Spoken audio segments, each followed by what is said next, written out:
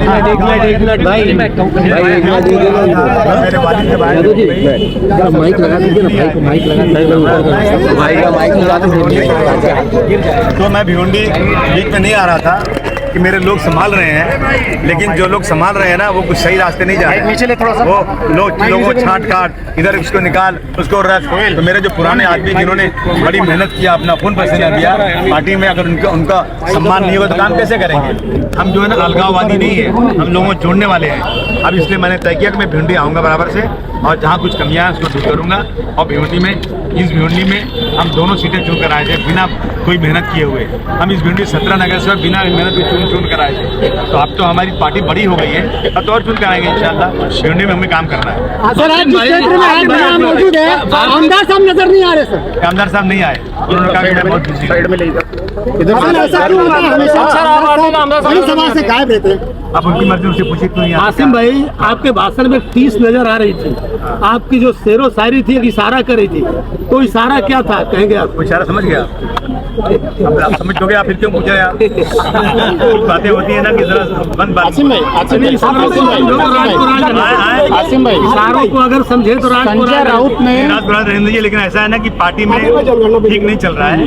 Party किसी की monopoly नहीं है, पार्टी सैकड़ों हजारों आदमियों का नाम होता है। पार्टी में कोई एक आदमी डिसीजन नहीं लेता है। पार्टी का प्रोटोकॉल ये कहता है कि संगठन बड़ा है, अबू आसिम छोटे हैं, एमएलए छोटा है, एमपी छोटा है, मंत्री छोटा है, संगठन बड़ा है। अगर कभी भी अखिलेश यादव जी को मुंबई आना होगा तो यहाँ कितने भी मंत्री होंगे वो अबू आसिम को ही कहेंगे। अखिलेश यादव जी को आजमगढ़ जाना होगा तो वहाँ किसी से बात नहीं करेंगे। 10 एमएलए हैं, 10 एमपी है, बात किससे करेंगे? जिला अध्यक्ष, वहाँ जो हवलदार यादव हैं उनसे बात करेंगे।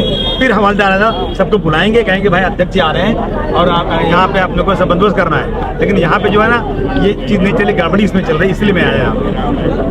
आसिम भाई, संजय राउत ने कहा है, टिप्पणी की है कि हम सरकार के साथ हैं, लेकिन जो सरकार जम्मू कश्मीर में जो हमला हुआ है उसको लेकर सरकार कोई जिम्मेदारी नहीं ले रही, क्योंकि पिछली सरकारों में जो भी केंद्र मंत्री रहा है के आधार पर किया है, लेकिन ये सरकार इसकी जिम्मेदारी लेने को तैयार नहीं है।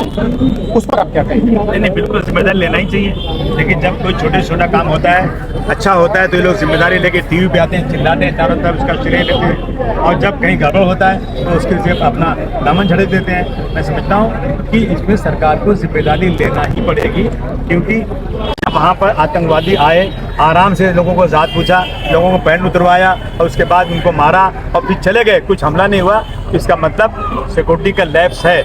मैं सिक्योरिटी के लैब से मैं उन जो मारे गए उनके साथ हमारी पूरी हमदर्दी है, लेकिन उनकी हमदर्दी के साथ साथ हम ये पूछेंगे कि भाई इतना बड़ा वाकया हुआ तो इसमें सिक्योरिटी लैब्स क्यों हुई?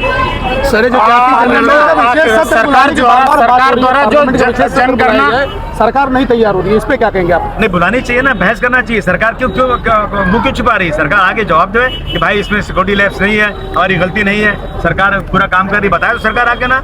सर, जो जाति जनगणना है, अगर आप देखेंगे तो सरकार इस पर बहुत जोर दे रही है और एकाएक फैसला लाया गया। लोगों का कहना था कि इस्लाम में जातियों का एक तरह से देखा जाए तो वो वजूद नहीं है, लेकिन क्या सरकार जातियों में बांटना चाहती है?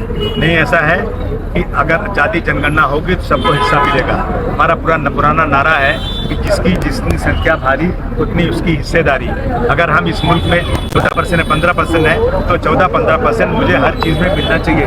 दलित पे 14-15-20% है, जितना भी उसको उतना मिलना चाहिए। ये नहीं मिल रहा है तो सामने खुल के आना चाहिए कि कुछ जातियों के साथ बहुत ज़्यादा भेदभाव हो रहा है। तो इसीलिए जाति जनगणना पे जोर दिया जा रहा है कि जो यहाँ पे इंसाफ नहीं हो रहा है वो इंसाफ हो जाए। लेकिन अभी इन्होंने अनाउंस तो किया है, लेकिन इसमें इनके अफसर लोग गड़बड़ नहीं करना चाहिए और जल्दी शुरू होना चाहिए।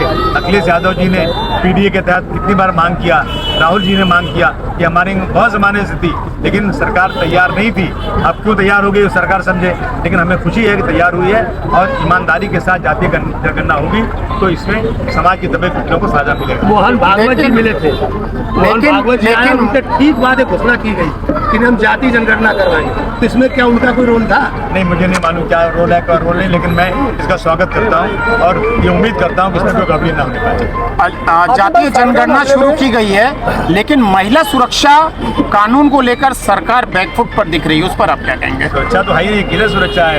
एमएलए मारा जा रहा है, 30-30, 35-35 केसेस वालों को मंत्री बनाया जा रहा है, कम कोई खास तौर से मुसलमान घर से जाएगा बाहर, वापस आएगा कि नहीं आएगा कुछ भरोसा नहीं है। दाढ़ी कुर्ता वाले ट्रेन में सफर करने से डर रहे हैं। आज मैं कहीं जा रहा हूँ ट्रेन में, मुझे सब कह रहे हैं में 20 आदमियों के साथ जाइए, कुछ भी हो सकता है। ये आज आम आदमियों के दिलो दिमाग में है, फिर औरतों को तो और भी तकलीफ बेचारियों को है। उनका बुर्का देख करके इसी मुंबई के अंदर सांता क्रूज में एक औरत का बुर्का पकड़ के कहा तुम जय सिया राम कहो, नहीं कहोगी तो पाकिस्तान भेज देंगे। उनके बाप का हिंदुस्तान है, उनके साथ कोई कार्रवाई नहीं हो रही। अगर मैं मुसलमान अगर ऐसी कोई एक बात कर दूं तो शायद मुझे लोग मार डालेंगे। आसिम भाई, पहला मामले को लेके जो लोग मिनिस्टर जो हैं उनको जो 50 लाख रुपये जो इसके मौके में ऐलान किया, लेकिन सेंट्रल गवर्नमेंट की ओर से कोई ऐलान नहीं। अब भैया और ऐलान कर देना चाहिए, कोई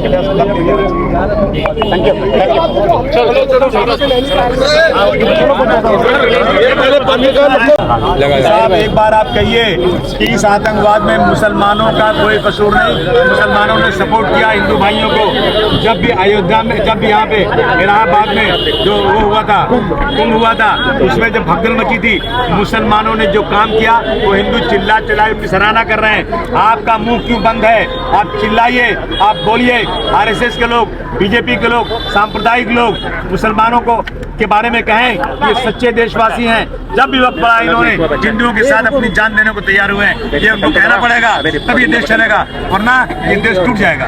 अमित शाह का कहना था कि डबल ए के जैसे वक्त पर भी जो गरीब मुसलमान है उनको भड़काया जा रहा है। नहीं, गरीब मुसलमानों को तबाह कर रहे हैं ये लोग। ये मुसलमानों को निकाल देना चाहते हैं इस देश से। गरीब मुसलमान कौन से गरीब मुसलमान को उन्होंने एमएलए बनाया? कौन से गरीब मुसलमान को उन्होंने नौकरी दे दिया? बताएं सही है? ये सिर्फ और सिर्फ घोषणा है। इन्होंने एक काम भी मुसलमानों के लिए अच्छा आज तक नहीं किया है।